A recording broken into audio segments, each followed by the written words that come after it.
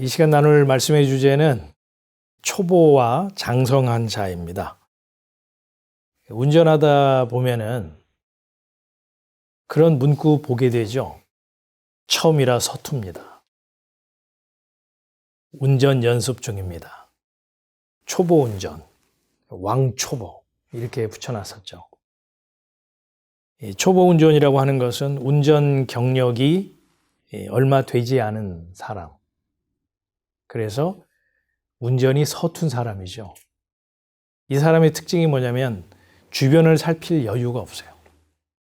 그래서 운전대를 부러질 정도로 꽉 잡고 오로지 앞만 보고 운전을 하고, 그리고 무슨 굉장한 그 노동이라도 한 것처럼 운전하고 일어나면 등이 다 흠뻑 젖어 있는 초보 운전이죠. 이 초보 운전에서 그 초보라는 딱지를 떼려면 어떻게 해야 될까요? 장롱 면허증으로 보관하고 있으면 안 되는 거죠. 매일같이 운전을 해야 되고, 이제 운전하는 것을 몸이 기억할 수 있도록 반복적인 연습을 하는 수밖에 달리 방법은 없는 거죠. 이 교회에도 초보가 있죠. 우리 보통 초신자라고 그러잖아요. 기독교에 갓 입문한 사람, 교회 출석을 얼마 하지 않고 또 아직 세례를 받지 않은 사람을 보통 초신자라고 부르잖아요. 교회에서는 이 초신자가 이제 세례 받고 성찬에 참여하고 주일 성수하고 교회 봉사에 열심을 내고, 그리고 윤리도덕적으로 비난받을 짓을 하지 아니하면 어느새 초신자라는 이 타이틀이 떨어지면서 장성한 신앙인으로서 이제 분류를 하고 또 인정을 해주잖아요. 이처럼 사람들이 알고 있는 이 초보라고 하는 것은 어떤 분야에 대해서 아직 익숙치 못하고 서툰 사람, 이걸 초보라고 생각을 하고요. 성숙하다, 장성했다라고 하는 것은 학습, 반복 훈련을 통해서 그 분야에 익숙하게 된 사람, 이런 사람을 세상에서는 성숙하다, 장성했다, 그렇게 표현들을 하죠. 성경에서 사용하는 초보, 장성한 자라는 의미도 그와 맥이 같을까요? 우리가 세상에서 알고 있고 국어사전적 의미의 초보, 장성한, 그런 이해를 가지고 성경을 보게 되잖아요. 그러면 성경과 빗나간 해석을 하고 말아요. 성경에서 말하는 초보라는 것은 뭐냐면요, 한마디로 말씀에 대한 말귀가 둔한 자를 말해요. 이 육신에 두 귀는 있어요. 있는데 영적으로 듣는 귀가 어리석은 둔한 자, 그래서 말씀을 풀어서 설명해 줘도 제대로 알아듣지 못하는 자를 가리켜 초보라고 합니다. 우리 본문인 히브리서 5장 11절을 한번 보자고요. 멜기세덱에 관하여는 우리가 할 말이 많으나 너희의 듣는 것이 둔함으로 해석하기 어려우니라. 너희의 듣는 것이 둔하다라고 했죠. 이게 바로 초보예요. 성경, 즉 하나님의 말씀을 대할 때 그 말씀의 의미가 무엇인지, 취지가 무엇인지 그 말귀를 알아들어야 하는데 들을 귀가 없기에 그 의미를 이해도 못하고 그런 말은 들리지가 않는 거예요. 웅웅웅 하는 이런 노이즈로만 들리죠. 히브리서 기자는 5장 12절에서 초보에게서 나타나는 증상이 무엇인지 기술을 해놨어요. 때가 오래므로 너희가 마땅히 선생이 될 터인데 너희가 다시 하나님의 말씀의 초보가 무엇인지 누구에게 가르침을 받아야 할 것이니 젖이나 먹고 단단한 식물을 못 먹을 자가 되었도다. 이게 단단한 인이라고 하는 것은 뭐냐면 확고한 영의 양식, 이걸 이렇게 표현한 거예요. 확고한 영의 양식. 다시 말해서 예수 그리스도의 대속의 은혜, 그 십자가의 도를 받아들이지 못하여서 그저 문자로 보고 행위를 일삼는 자. 그러니까 예수 그리스도의 대속의 은혜라고 하는 그 생명의 말씀, 그 복음이 단단한 식물, 확고한 영의 양식인데 그거를 이해를 못하고 받아들여서 소화를 못 시킨다는 거예요.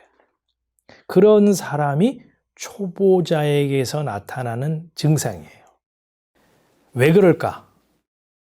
듣는 귀가 둔하다고 그랬잖아요. 듣는 귀가 없어서 말귀를 알아듣지 못하기 때문이죠.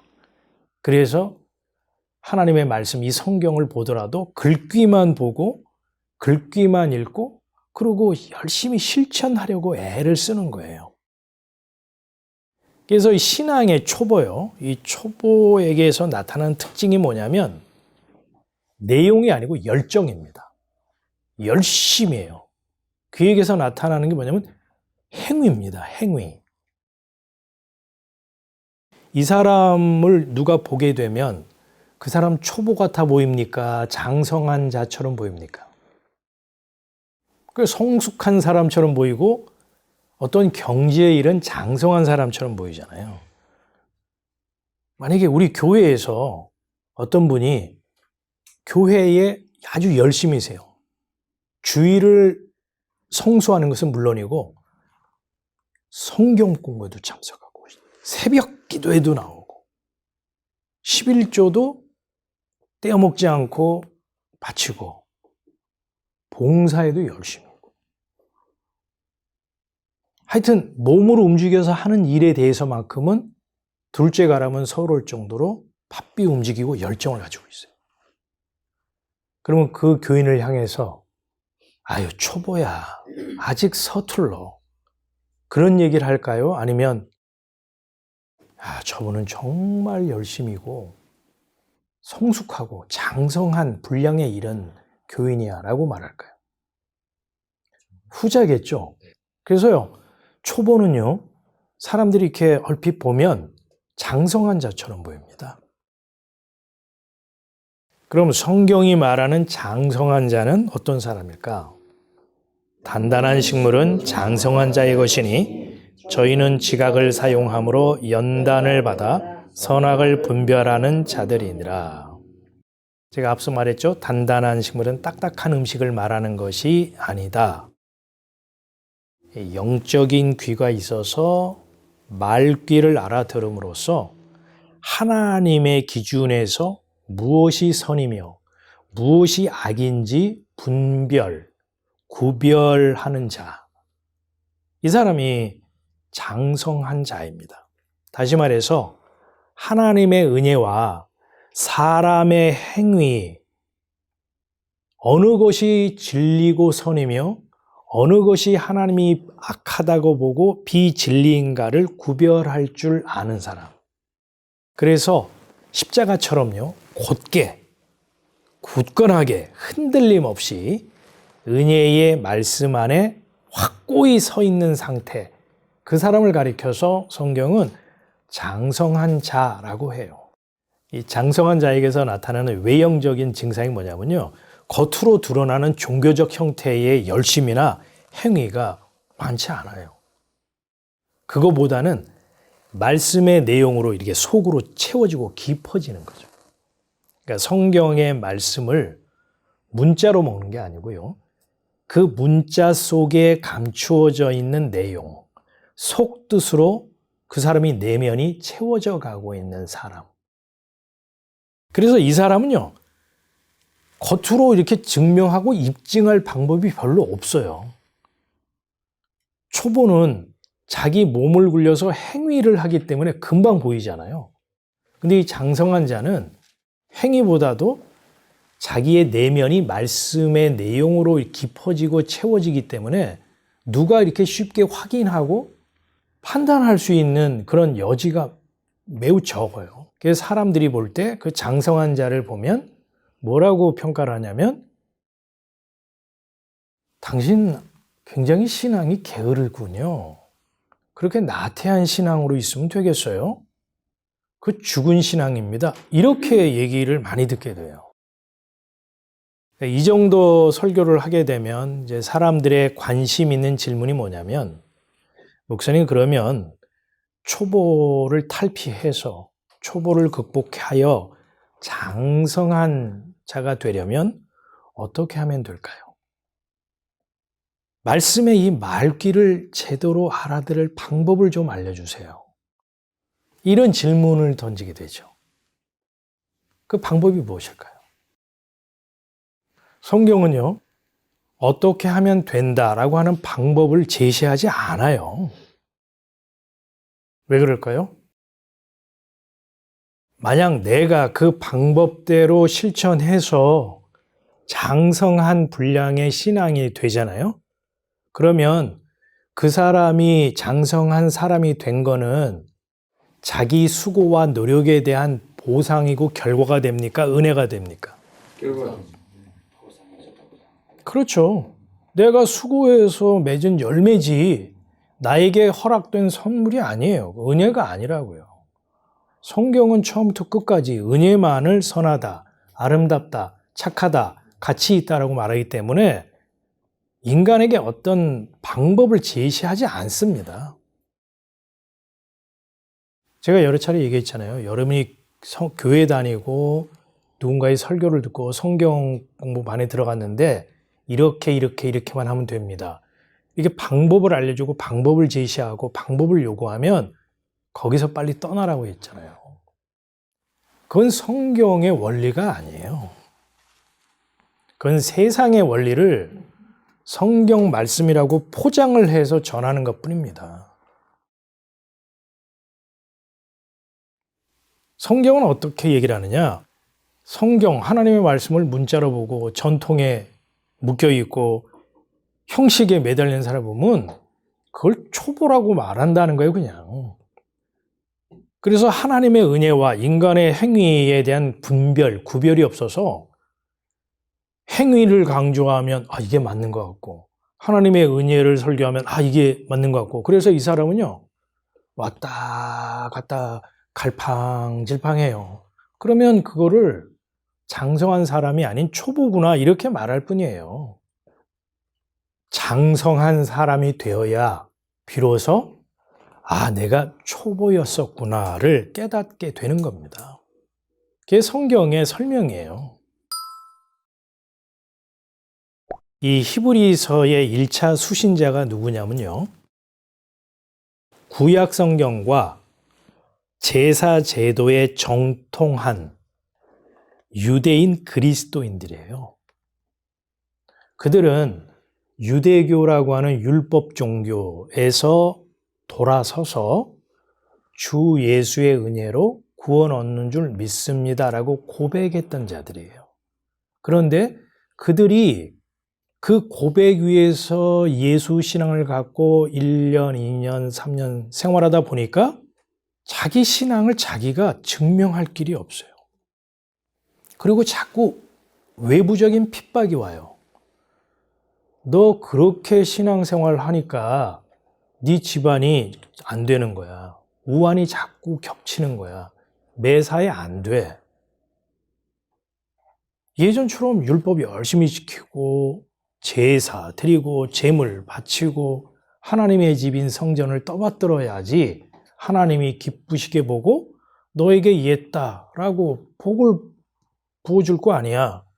근데 그런 거 다 이제 안 하고 그저 말씀의 내용만 보고 예수의 은혜만 붙잡고 살아가니까 네 형편이 그런 거야. 네 삶이 그런 것이고 그런 핍박이 오기 시작해요. 더 큰 유혹이 뭐냐면요. 자기 내부의 소리예요. 내가 이렇게 신앙생활 해도 되는 건가? 이게 성경이 말하고 있는 신앙인가? 이런 내적 속삭임. 이게 더 무서운 거예요. 이게 이 유혹이. 그러게 되면 그때 가서는 이제 딴 길로 가기 시작하고 뒤를 돌아보기 시작해요. 아, 맞아. 내가 예전에 그래도 한 열심히 했잖아. 아, 그때는 그래도 우리 애들이 바른 길 가고 우리 남편 사업도 그런 대로 현상 유지가 됐었잖아. 지금 나의 형편을 돌아보니까 경제 문제도 그렇고 자녀 문제도 그렇고 관계도 꼬인 게 풀리지 않고 뭐 하나 번듯하게 해결되는 게 없어요. 그 내적 속삭임에 대해서 이제 점점 마음이 글로 끌리게 되는 거죠. 다시 종교인이 되기로 결심을 하는 거예요. 그래서 한 다리는 주 예수의 은혜로 구원 얻는 줄 믿습니다. 여기 한 다리 걸쳐놓고 한 다리는 정결 예식도 치르고 율법도 지키고 절기도 지키고 이제 그런 율법 신앙인이 되는 거예요. 지금 유대인 그리스도인들이 그런 상황에 노출돼 있고 직면해 있었던 거예요. 그들을 향해서 히브리서 기자가 이 말씀을 진술한 거예요. 이 히브리서 기자는요, 여러분 초보 딱지 빨리 떼시고 장성한 자가 되어야 합니다. 이렇게 요구하는 게 아닙니다. 또 유혹과 핍박 이게 왔을 때 여러분 절대 동요하면 안 됩니다. 동요하지 마세요. 이런 요구의 말씀도 아니에요. 기자가 무슨 얘기를 하냐면 여러분이 주 예수의 은혜로 구원 얻는 줄 믿습니다라고 하는 신앙 고백이 진심이었다면 그 신앙 고백 위에 여러분의 신앙을 확고하게 십자가처럼 곧게 세웠다면 어떤 핍박과 유혹이 오더라도 갈팡질팡 왔다 갔다 동요하지 않을 것입니다. 라는 신앙적 일침을 놓고 있는 거예요. 한마디로 은혜로 구원 얻었다고 하는 여러분의 신앙 고백이 진심입니까? 아니면은 교회나 어떤 종교단체에서 학습된 것은 아닙니까? 혹은 일시적 감정에 의해서 충동적 고백은 아닙니까? 그 질문을 하는 거예요. 그래서 저는 주 예수의 은혜로 구원을 얻습니다라고 신앙을 고백하고 그 믿음 위에 여러분이 생활하고 있다면 여러분에게서 나와야 되는 열매와 반응이 있어야 한다는 거예요. 종교적 열심에 자기 행위의 열매가 아니라 머리이신 예수 그리스도로 말미암아 지체된 자에게서 나오는 자연스러운 열매, 그 반응, 그게 있어야 되는 거죠. 그래서 올 한 해는 저와 여러분의 삶 속에 또 이 신앙 속에서 그 열매가 풍성히 맺혀지고 또 그 반응으로 충만해질 수 있기를 기원을 합니다.